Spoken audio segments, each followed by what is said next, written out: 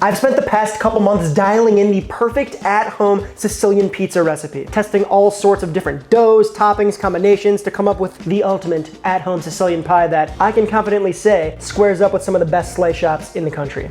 But before we get going on the recipe, to start things off, we gotta travel to the source, where Sicilian pizza was born. Hint, it's not Italy. Our Sicilian pizza adventure starts at Scarr's Pizza in New York City. I know, there are plenty of amazing spots to get a Sicilian slice in NYC, but this place in particular was recommended to me by a pizza expert who we all know and love. So that's where I decided to go. And I'm glad I did because damn, the line was well worth it. The crust was super light, super airy, kind of like a piece of focaccia sent down by Zeus. The sauce was fresh, bright, zingy in typical New York fashion, and the cheese and toppings were cooked to perfection, which I would soon discover is due to a very special technique, which we're gonna cover a little later in the video. Oh, and the tomatoes, holy sh**. I didn't know cherry tomatoes could be that good. This spot seems to really care about the ingredients that they use, and it really did show. Shout out to my boy Phil for shooting me delete pizza on a public sidewalk. It's a real friend right there. Get yourself a homie like Phil. Let's cook this thing. Start off by adding your water, yeast, and sugar to a bowl, then pour over the bread flour. Now, I tried making pizza with all sorts of different flours and flour combinations, and after loads of testing and getting feedback from friends and family, I landed on straight up, good old trusty bread flour. The higher protein content allows for a super light yet still semi-chewy crust that's sort of like a mixture of biting into an apple and air at the same time, which I know sounds kind of crazy, but just trust me here. Mix everything together until the dough forms into a mass, then stop what you're doing, cover, and let it rest for 20 minutes. This resting stage is called the autolyse. It's going to allow the flour to hydrate a bit and give us a jump start on gluten development. After the 20-minute nap, add in your salt and hand knead the whole shadiddly. Now, this is a relatively high hydration dough, which means that it's sticky and sort of a pain in the ass to work with if mixing by hand like we are. So go ahead and lightly dust your work surface with flour. Then I like to use the slap and fold technique, which involves picking the dough up with two hands, slapping it on your work surface, and sort of throwing the dough over itself, right? So you're slapping, you're folding, you're slapping, you're folding. And this slap kind of stretches the dough a little bit and sort of gets that kneading motion that we need without actually kneading it by hand, otherwise it will stick to your hands. After you do the slap and fold for a few minutes, the dough's gonna get a lot less sticky and you can transition to your regular kneading motion. Once you've kneaded the dough and have some gluten developed, which can take about, 10 or so odd minutes, transfer the dough to an oiled rectangular tray. Cover it, then refrigerate overnight, or better yet, for a few days, just to bulk ferment. This is gonna be a huge step in developing flavor in our dough. The longer the bulk, the more flavorful the dough is gonna be. Sleep, child. This here is a special pan that I really like for making Sicilian style pizza. The reason I like this is because it's got a certain coating on here which makes it really non-stick. In my opinion, it's the perfect size and it has these sharp angles and it holds and charges with heat really well. Now, in a pinch, you certainly can use a sheet tray. I know lots of pizzerias. A lot of pizzerias do just use a regular sheet tray. If you're gonna do that though, make sure that it's steel. If it's an aluminum sheet tray, it's gonna be too light. It's not gonna charge with heat. You're not gonna have even cooking on your pizza. No bueno. New York City, New York. I feel like Frank Sinatra has a song for every single city. New York. All right, so remember, we proofed our dough in a rectangular shallow pan so that basically it's going to spread out into our pan here even easier. So first things first, classic New York style starts with straight olive oil. This is sort of, it's very focaccia-like, so you can be a little liberal with the oil here. I'm actually gonna just rub this around a bit. Just gonna kind of use my hand here for that spider web. So you can see, because we put it in that shallow rectangular pan and not just in a bowl, it's not just this blob in the middle of the pan, it's kind of already has its shape going. So I'm gonna take this side, give it a flipperoni. Do your best to press the dough using your fingertips into every corner and crevasse of the pan. And if it's kind of coming back on you and pulling back, give it 15 minutes, let it rest, come at it again, and it should be fine.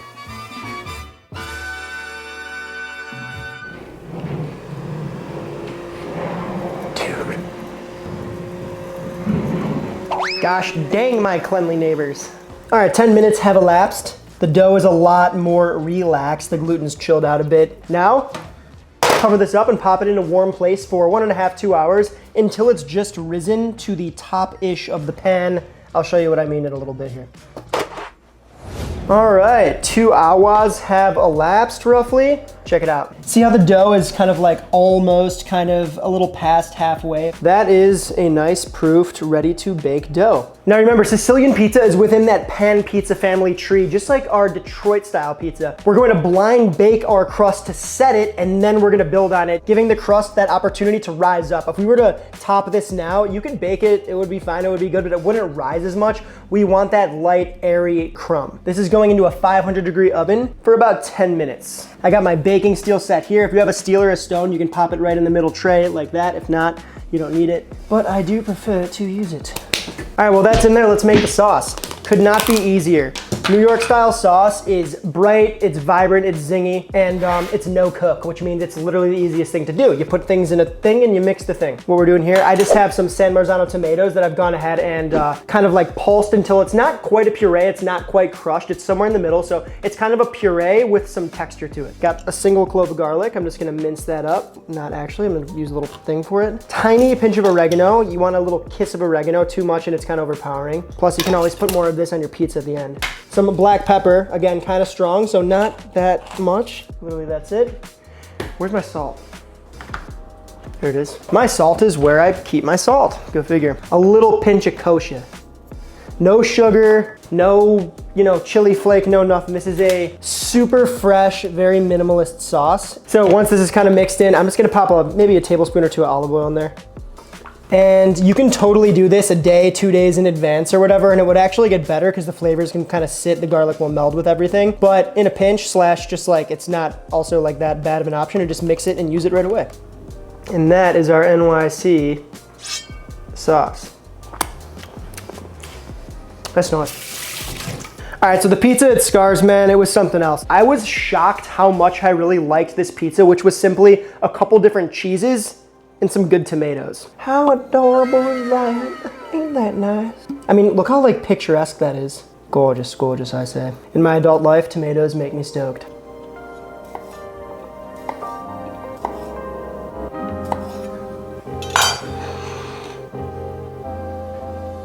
Oh, shrizzle. Look at that. Glorious base. So you can see there, pretty pale, but the crust is set and we're ready to do more with it. You can see the bottom is not got, that hurt, that really hurt. That felt great. So pretty pale, but the crust is set. This is exactly what we want. It needs more time, but you can see not much action going on underneath there, but it's a start. Scarr's does something that's super unique, and usually with pan pizzas here, I do what's called a double bake, meaning we blind bake, then we build and we bake again with the cheese and the toppings on top.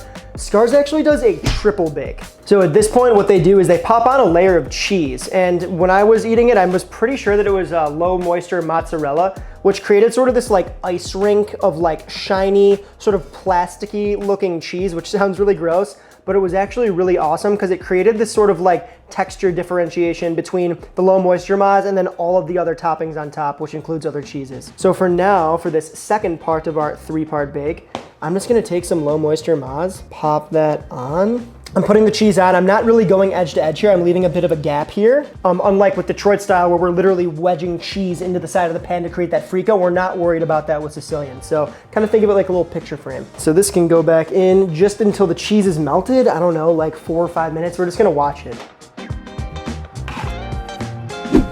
All right, so remember, we're not really going for color here. We just want this cheese to melt on top, and then we're gonna let this cool, and you're gonna see the cheese is gonna completely change color and look different. So give this, I don't know, 5, 6 minutes.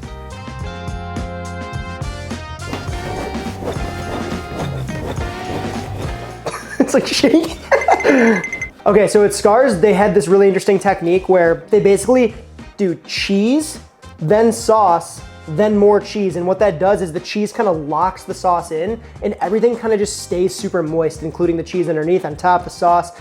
It's a vibe. So what we're gonna do here is I'm gonna take some of my sauce here, and they're not even about it. It's kind of like a Jackson Pollock. I'm literally just going to throw little globs of sauce kind of on the pizza like this. And then, I don't know, just kind of scribble it in a little bit. There are parts of this pizza that are like supposed to kind of just be super white. So that's Literally how I'm gonna sauce the pizza. Every slice is gonna get a little bit of sauce. We have our low moisture, low fat mozzarella cheese. Now we have our high fat whole milk mozz, which I am going to this is kind of like the body of the pizza, right? So I'm gonna be a little more generous with this than my other cheeses here in a sec, you'll see. Now I got some high moisture mozzarella. If you're playing along at home, there's a lot of mozzarella on here. There's literally 3 types. I really like just kind of like the rustic nature. It almost looks like a bread roll. Just kind of like taking strands and strips, ripping it off, putting it on there. Next up, maters. Some of those wonderful fresh maters that we chopped up. Let them rain on and then arrange them as I need to. Now we got our hard cheeses, Parmigiano Reggiano and Pecorino Romano. Cow's milk, sheep's milk. Italian MSG. Let's go. Pecorino Romano, just a little sharper, a little more acidic. I really like the Pecorino Romano. I think it's a nice touch. And finally, last but not least, what is this? Cheese number 6? No way. Wait, 1, 2, 3, 4. Yeah, this is cheese number 6. I just got some ricotta. It's just like pipeable ricotta that's like seasoned nicely. It's glistening and shiny.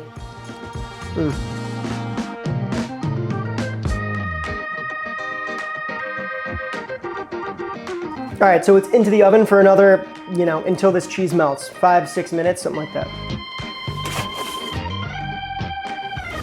All right, pretty.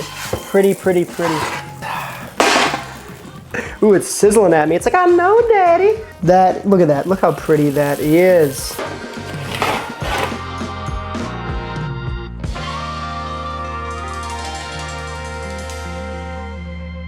All right, cool.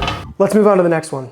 Okay, so obviously pizza itself is Italian, sure, but Sicilian style pizza, that is distinctly American. And so that I don't piss off any Italianos, let me explain myself. Sicilian American pizza as we know it today has its roots in a Sicilian dish called sfincione. I really hope I pronounced that right. If I didn't pronounce that right, you have full reign to just grill me in the comments. Just like pizza, sfincione.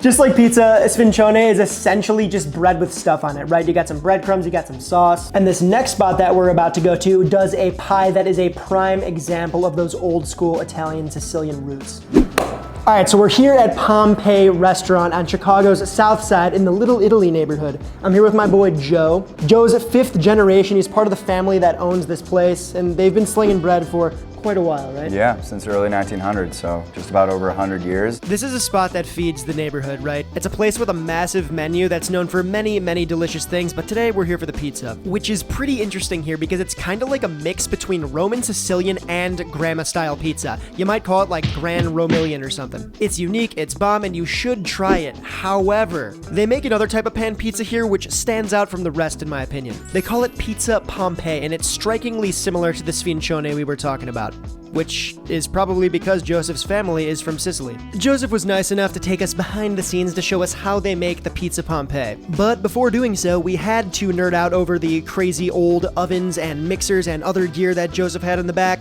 I mean, this business has been open for over 100 years, plus once you find somebody who's down to nerd out over ovens with you, I think, you gotta take advantage of that. That's a rare thing. Let's talk pizza. It starts off just like you'd imagine, right? Dough in a tray. In this case, it's a sheet tray. We'll talk about that later. The building begins with black olives, which bring a salty, briny balance to the whole thing, followed by fresh breadcrumbs. You can see how this is starting to resemble a sfincione. After that goes on the whole crushed tomatoes, followed by a healthy dusting of Pecorino Romano cheese. Then it's into the heat dungeon until that crust is cooked through and the pizza's all, ready to go. This is a prime example of how really good pizza does not have to be complicated. Cheers, mate. Italian beer, Italian pizza. It's a good combination. Yeah, man. Oh yeah, it got that structure. Look at that. You still got some of that, not quite obviously the Detroit Frico, because they do that on purpose, right. They load the cheese up, but you still got a little bit of it. Right. It's for still a pizza that's not hit with mozzarella right. or anything like that, just Pecorino Romano, a little parm. All right, bro. Cheers, mate. Cheers, brother. Pecorino Romano. Light, fluffy, crunchy as hell. Dude, those tomatoes, man, I love that. I love the chunk. I'm a big chunk tomato man. I'm a chunky guy, man. Yeah, I love it. That undercarriage. Well, dude, I appreciate you. I appreciate this pizza. Cheers, brother. In the style of Pompeii, we are going to use a sheet tray. This is just a steel sheet tray. Now at the restaurant over there, they use these perforated trays that after talking to Joseph, he's not even sure where to get those anymore. Maybe you can find them online. I haven't really done too much digging, but this sheet tray is gonna get the job done just fine. I'm gonna add a little bit of ghee. And what's ghee? It's just clarified butter. Clarified butter and some olive oil to lube up our pan. And I'm going to dust in a little bit of cornmeal, which just adds a little bit of texture to the bottom. Some people love it, some people hate it. I bet you I'm gonna get a lot of people saying that it doesn't belong in a Sicilian style pizza, but guess what? They do it at Pompeii, and Pompeii makes great pizzas. They make good pizzas. So that's what we're doing here. So same thing as last time. We got our dough. Look at that gluten network. That is pretty.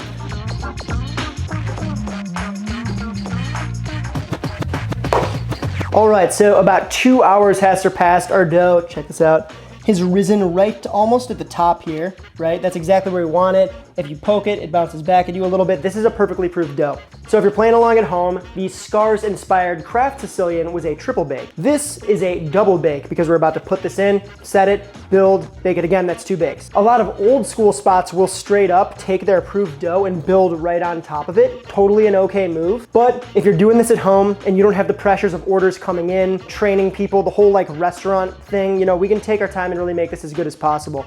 So by double baking this, we're gonna allow that crust to rise up, open up, give us that wonderful, beautiful, sort of like light, airy crumb. And then we're gonna build on it so that it doesn't collapse on itself like it might with a single bake. So into the oven we go, about 10 minutes at 500, same as last time. All right, pretty. You can smell the corn on that right out of the oven. Oh, oh yeah. ASMR. This thing's been cooling for a little bit. You can see the bottom, it's a little different looking. See how it's a little more browned? The aroma between the corn and the ghee, the clarified butter is just, it's so different, it's so good. Sfizione. How do you pronounce that? Sfincione. Let's just get into it. I'm gonna add hot, spicy, pickled giardiniera peppers on top. Joseph actually says that he likes to do this when he can too. This is not on the menu, but if you can order it, I recommend trying it like this because it's so good. Now, what's really unique about this pizza, we're actually putting bread on top of our bread. These are actually just fresh white breadcrumbs. I took some French bread and then I just blitzed it until we got these kind of like bigger crumbs like this. Talking about pizza, gotta talk sauce. I'm sorry, I should change the New York accent to Chicago because now we're doing like a Chicago Sicilian. Gotta talk sauce. Kind of not really sauce. So this is basically San Marzano tomatoes that I strained. Then you just hand crush them until you have a consistency like this. And I'm just gonna pop it on top here and it's gonna kind of, you know, the liquid from the tomatoes is gonna slightly cook out. It's gonna be absorbed with the breadcrumb. It's going to be real tasty. So to finish her off, we got a little pinch of oregano, dried oregano, Parmigiano Reggiano, and our Pecorino Romano, that tangy sheep's milk vibe.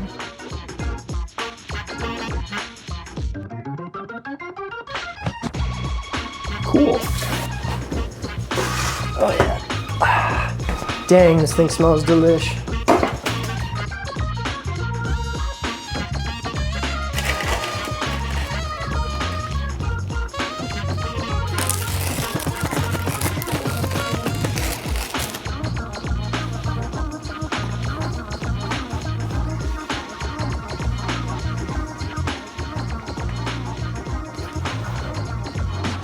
That's it. There she blows. Sicilian style pizza. Let's eat it.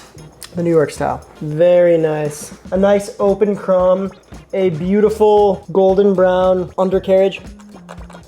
Because we use just the olive oil in my testing, I found that when you use just olive oil, it turns super delicate and crisp, more so than when you blend different fats together. I've tried lard, I tried Crisco, I did a bunch of stuff. The straight up olive oil is what gave me the most sort of like clean, crispy flavor and texture for this style of pizza that I ate at Scarr's. All right. Yo, that is so good and so simple. My lord, it's just, it's so, my lord. My lord.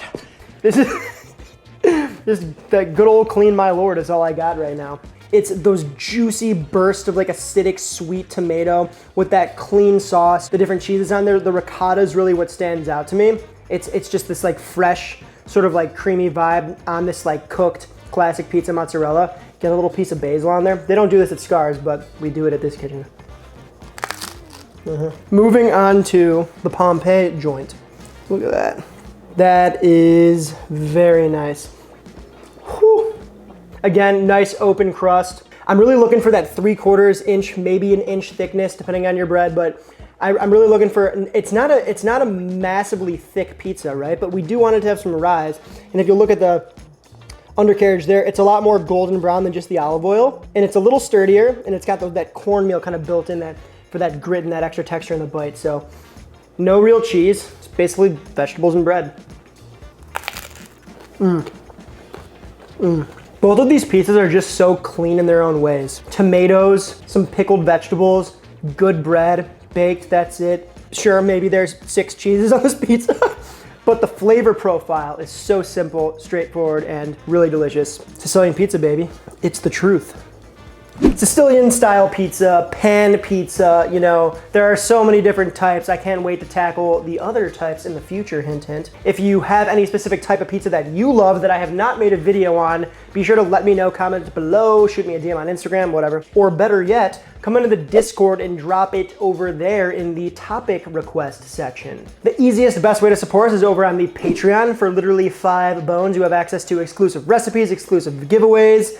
I pinch you on the cheek every week virtually, whatever you want me to do, I'll do, because I'm desperate.